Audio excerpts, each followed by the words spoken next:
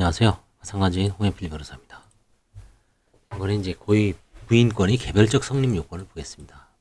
먼저 고의 부인이 있습니다. 391조 제1호 법 391조 부인할 수 있는 행위. 파산관제인은 파산재단을 위하여 다음 각호의 어느 하나에 해당하는 행위를 부인할 수 있다. 1호 채무자가 파산채권자를 해하는 것을 알고서 한 행위. 다만 이로 인하여 이익을 받을 자가 그 행위 당시 파산채권자를 해하게 되는 사실을 알지 못한 경우에는 그러하지 아니하다.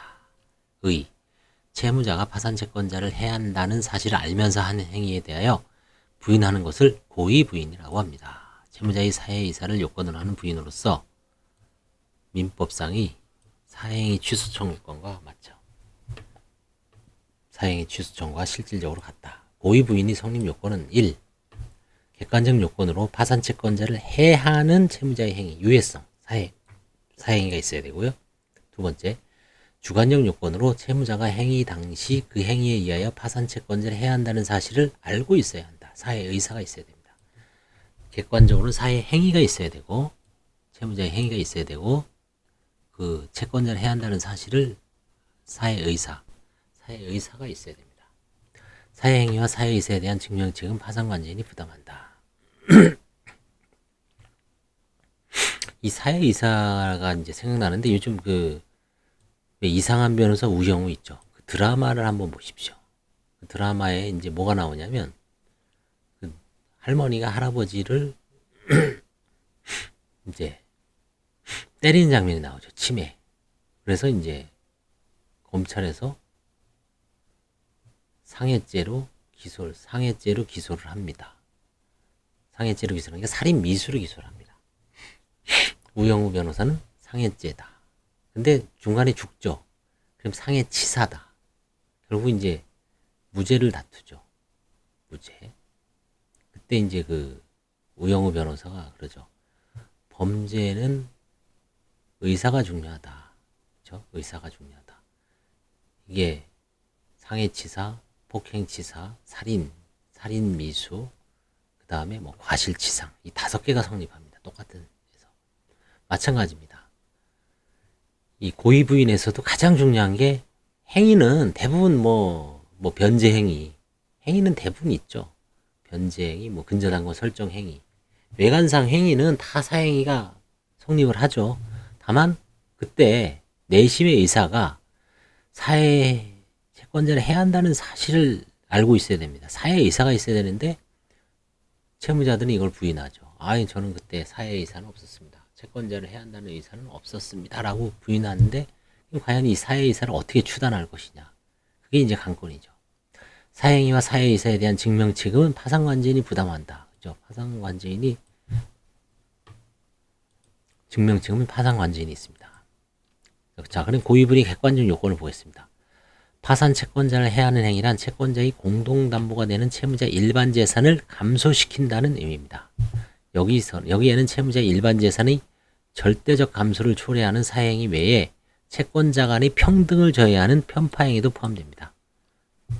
대법원도 법 제391조 1호에서 규정하는 채무자가 파산채권자를 해야 하는 것을 알고 한 행위에는 총채권자의 공동담보가 되는 채무자의 일반 재산을 파산재단으로부터 일탈시킴으로써 빼냄으로써 파산재단을 감소시키는 사회행위뿐만 아니라 특정한 채권자에 대한 변제나 담보의 제공과 같이 그 행위가 채무자의 재산관계에 영향을 미쳐 특정한 채권자를 배당해서 유리하게 하고 이로 인하여 파산 채권자들 사이 평등한 배당을 저해하는 편파 행위도 포함된다. 그렇죠? 사행위 플러스 편파 행위라고 하고 있습니다. 한편 채무자의 행위 대상이 되는 재산이 애초부터 파산재단에 속하지 않아서 파산관제인이 부인권을 행사하더라도 그 재산을 파산재단으로 회복할 수 없는 경우에는 채무자가 총채권자의 공동담보가 되는 일반 재산을 감소시키는 사행위를 하였다고 볼 수 없어 부인이 대상이 될 수 없다. 각주 205죠. 한번 읽어보겠습니다.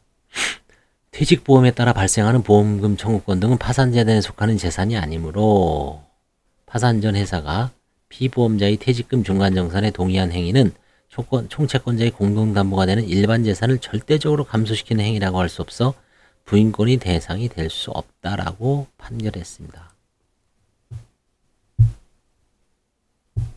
퇴직보험에 따라 발생하는 보험금 청구권 등은 파산재단에 속하는 재산이 아니다. 파산 전 회사가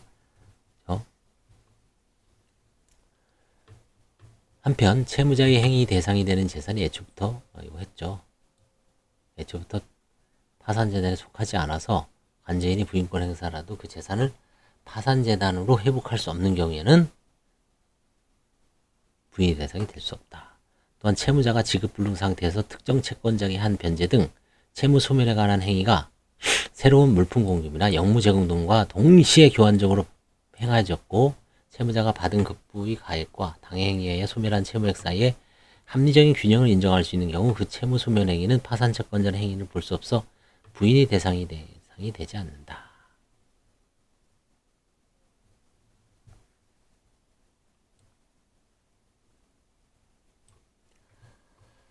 결국 이제 동시적 교환 행위는 부인 대상이 되지 않는다는 게 이제 확고합니다. 이 판례 읽어보겠습니다. 채무자가 지급불능 상태에서 변호사에게 부가가치세 경정 거부 처분에 대한 심판 청구 및 행정소송을 위임하면서 위임 사무가 성공하는 것을 정지 조건으로 하여 변호사에게 부가가치세 환급 채권 중 일부를 양도하고 그 후 채무자에 대해 파산이 선고된 사안에서 그와 같은 채권 양도 행위는 변호사의 영무 제공과 실질적으로 동시교환적으로 행해진 것으로 볼 수 있고 그 영무 제공과 채권 양도 금액 사이에 합리적인 균형을 인정할 수 있으므로 파산 채권을 해하는 행위로 볼 수 없다고 본 사례. 이게 지금 뭐 우리 도산에서도 문제가 됩니다. 이런 경우죠. 변호사 보수가 너무 과도한 경우가 있어요. 예를 들어서 이런 경우죠. 대표적인 게 뭐냐면 법인 파산에서 어떤 예납금이 한 1,000만 원이면 부채가 10억에서 30억 사이입니다.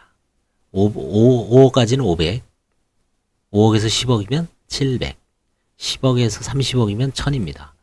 근데 그러면 그때 1,000만 원 예납할 때 변호사 보수는 글쎄요, 뭐 한 1,000만 원 정도를 기준으로 좀 쉬우면 좀 밑으로 내려가고 500에서 700이 될 수도 있고 좀 어려운 사건은 1,500까지 받을 수 있죠. 그러면 대략 예납금하고 해서 한 2,000 정도, 2,000에서 2,500 정도가 적정한 비용일 겁니다. 근데 어떤 경우에 막 5천만 원을 받아서 한 사례가 있다고 해요. 법인 관제인이. 그럴 때 과연 그거를 그 변호사 사무실에 이게 변호사 영무 제공과 파산재단의 그 재산 감소가 합리적인 균형이면은 별 문제가 없다 그랬죠. 근데 5천만 원, 막 6천만 원을 받았다.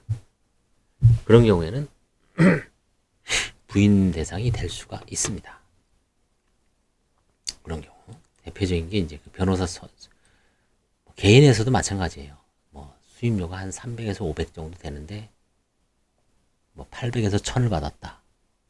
근데 뭐 물론 개인 사건에서도 800에서 1000을 받을 만한 사건이 있을 수가 있어요. 상당히 어렵거나 복잡하고 이런. 그래서 이제 그 부분은 나중에 관제인들이 부인권, 변호사 수임료에 대해서도 부인권 행사하는 경우가 간혹 있습니다. 이 케이스가 딱 생각해 보면은 영무 제공과 동시적 교환 행위죠. 그걸 보면 됩니다. 그 다음에 고의분이 주관적 요건, 사회이사라 그랬죠. 부인이 대상이 되는 행위 당시에 채무자가 그 행위로 인하여 파산 채권자를 해야 한다는 사실을 알아야 합니다. 고의 내용에 관해 대법원은 인식서를 취하여 채무자가 파산 채권자를 해야 한다는 사실을 인식하면 족하고 가해의 의사나 의욕까지 필요한 것은 아니라고 판시하였습니다. 참, 이거 인식, 의사, 의욕 구분할 수 있겠어요? 잘 구분 못하죠, 그렇죠? 형법에서 처음 배우죠. 뭐 인식 있는 과실과 미필적 고의, 그렇죠?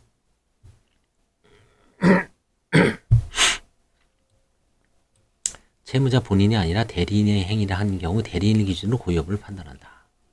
사행의 경우에는 채무자의 사회이사, 즉 채무자가 행위 당시에 당해 행위로 인하여 자신의 일반 재산이 감소함으로써 변제 자력이 부족하거나 변제 자력이 부족한 상태가 심화된다는 사실을 인식하는 것으로 충분하답니다. 그렇죠? 내가 이걸 어떤 특정한 사람한테 갚음으로써 내 재산이 감소하죠. 그렇죠? 변제 자력이 부족해. 그 다음에 변제 자력이 부족한 상태가 더 악화된다는 것을 인식하면 충분하다는 얘기죠. 반면 편파행위의 경우에는 법이 정한 부인 대상 행위 유형화의 취지를 몰각시키는 것을 방지하고 거래 안정과의 균형을 도모하기 위하여 파산 절차가 개시되는 경우에 적용되는 파산 채권자 평등의 원칙을 회피하기 위해 특정 채권자에게만 변제 또는 담보 제공 등의 편파 행위를 한다는 인식이 필요하다. 그렇죠? 채권자 평등의 원칙을 회피하기 위하여 특정 채권자에게만 변제 또는 담보 제공 등의 편파 행위를 하는 인식이 필요하다. 또한 편파 행위까지 규제 대상으로 하는 법의 부인권 제도에 있어서 반드시 해당 행위 당시 부채의 총액이 자산의 총액을 초과하는 상태에 있어야만 부인권 행사할 수 있다고 볼 필요는 없습니다. 편파 행위 당시 채무자가 채무 초과 상태에 있었는지에 대한 수익자 인식 여부를 선의 주된 근거로 삼아서도 안 된다. 한편 고의 부인이 대상이 되는 행위라고 하더라도 수익자가 행위 당시 파산 채권자를 해하게 되는 사실을 알지 못한 경우는 단서죠. 부인은 할 수 없으나 채무자의 사회의 행위와 사회이사가 증명되면 수익자의 악의는 추정되므로 수익자 자신이 선의에 대한 증명 책임을 부담한다. 수익자가 선의 이상 과실 여부는 묻지 않는다. 제가 이게 한번 재작년에 부인권 행사를 한번 해봤는데 상대방이 선의에 대한 증명을 해서 결국은 관제인이 패소한 사안이 있습니다. 그래서 이게 이제 주관적 요건이고요. 고의 부인은 다 끝나고 다음에 유기 부인 하겠습니다. 일단 고의 부인 이번 시간에 마치겠습니다. 감사합니다.